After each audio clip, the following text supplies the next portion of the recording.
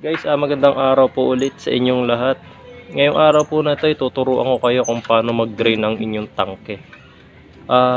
Guys, ginagawa yung pagde-drain ng tangke kapag nangyari sa inyo na yung tangke nyo pinasok ng tubig. Okay, so nangyayari rin talaga yan guys. Siyempre minsan sa kalumaan, itong takip ng ating tangke, ito. Yan, yung goma na yan guys, lumulutong yan. Nagkakaroon yan ng mga cracks. Tapos, naging tendency talaga yun na pinapasok na siya ng tubig. Okay, so, kailangan guys, hindi natin pabayaan na may tubig yung ating tangke kasi hindi pwedeng mahalo yan sa gasolina tapos papasok sa karburador. At yung karburador natin papalya. Kaya ngayon guys, tuturuan ko kayo paano i-drain yan. So, yung pag-i-drain ng gasolina guys, simple lang madali lang siya. Ang pinakamahirap na part pa nga dyan is yung pagtatanggal ng fairings. So, i-drain natin yan. Bubuksan lang natin tong hose na to. Hugutin lang natin.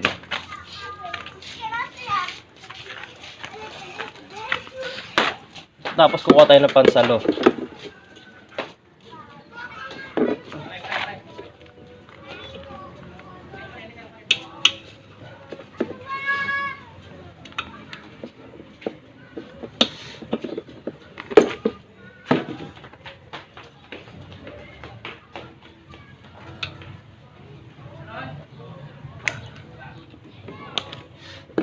Ayan. So, i-drain natin yung gasolina natin. And guys, itong tangke ko guys, wala siyang tubig. Pero para sa tutorial na to guys, i-drain ko siya. Para makita nyo lang kung paano yung proseso ko ng pag-drain. Ayan. So, habang nakahugot yung aking hose, makikita nyo tumutulong ngayon yung gasolina ko sa loob. Ayan.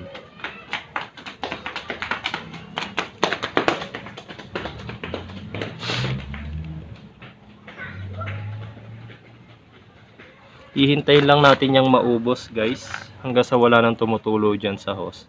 Tapos pag nakita natin wala nang tumutulo dyan, medyo itatagilid natin yung motor para yung gasolina na nasa kabilang side pa ay mapunta pa rito sa side na to.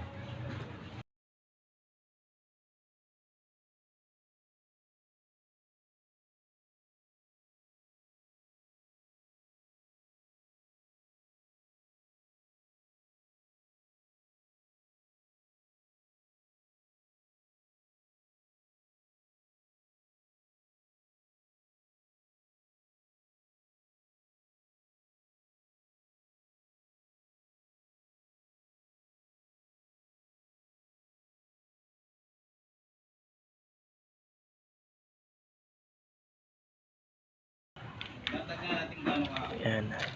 Medyo mahina na yung kanyang tulo guys. Kailangan ko lang siyang tagilid ng konti para lumabas pa yung natitira. Ayan.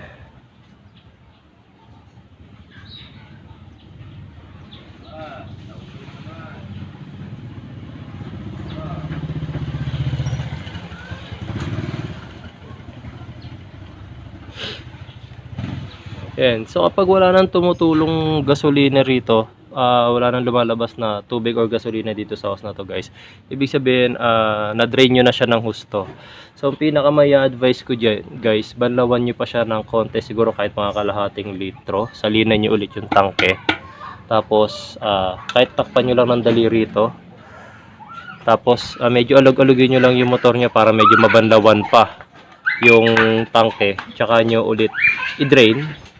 Tapos tatapon na ulit yung ginamit yung pambanlaw na gasolina. So kapag sure na kayo na nalinisan na siya, pwede nyo na yung ikabit ulit. Ayan.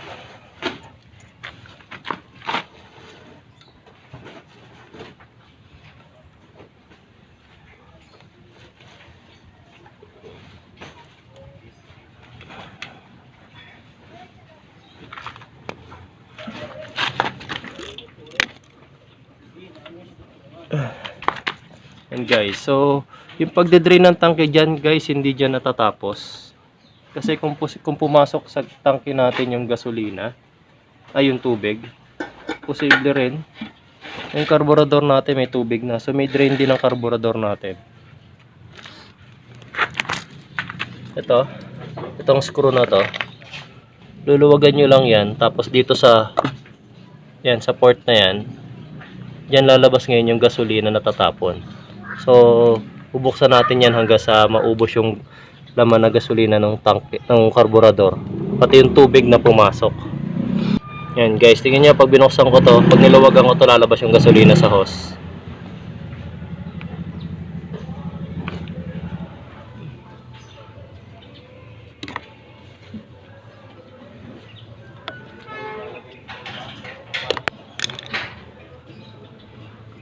Ayan. Lumalabas na doon sa hose yung gasolina na nandun sa karburador. So lahat yan, ayan, lahat na nakikita nyo tumutulo dyan, yan yung natitirang laman ng karburador ngayon. So tulad ng ginawa nyo kanina dun sa tangke guys, maganda pag nalinisan nyo na yung tangke para masiguradong malinisan din tong karburador, pwede nyo yung ipa-overhaul. O kaya naman pwede rin magbaka sakali kayo na drain lang yung tubig, tapos banlawan nyo rin siya ng gasolina. So yung malinis na gasolina, salin nyo doon sa tangke, tapos yung hose nakakabit para habang tumutulo ngayon yung gasolina rito sa loob ng karburador, tapon ang tapon dito ngayon. So nahuhugasan, nababanlawan ngayon yung ating karburador. Ayan, so wala nang lumalabas. Ibig sabihin na drain na siya. Guys, so tignan nyo, kapag sinalinan ko yung tangke ng konting gasolina, tatapon din dyan.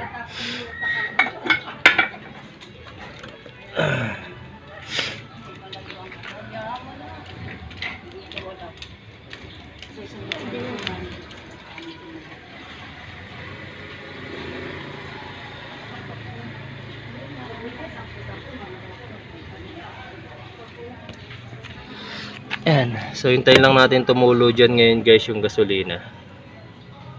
Since gravity fed naman ang mga motorsiklo.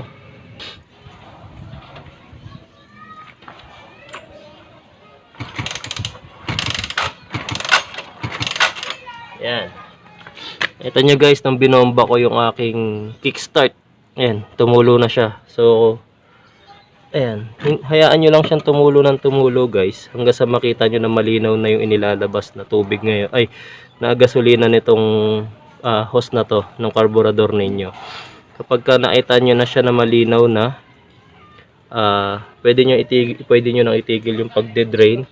Then subukan nyo ngayon guys kung may maayos na yung andar ng makina nyo. Kasi hanggat meron pang tubig yan guys, makikita nyo na ang pangit-pangit pa ng tunog ng makina ninyo, ng andar ng makina. So ganun lang guys mag-drain ng tangke tsaka ng karburador. Ngayon kung after nyo mag-drain ng tangke tsaka ng karburador, hindi pa rin umayos yung tunog ng karburador nyo, so probably kakailanganin na ng hindi pa rin umayos yung tunog ng makina nyo rather. So probably yung karburador nyo kakailanganin na ng overhaul. So gagawa ko ng video guys kung paano kayo mag-overhaul tsaka maglinis ng karburador. So subscribe na lang po kayo sa YouTube channel ko para in case ma-upload ko na yung video na yon is ma-notify po kayo. Maraming salamat guys, and I hope may natutunan po kayo sa araw na ito. Thank you.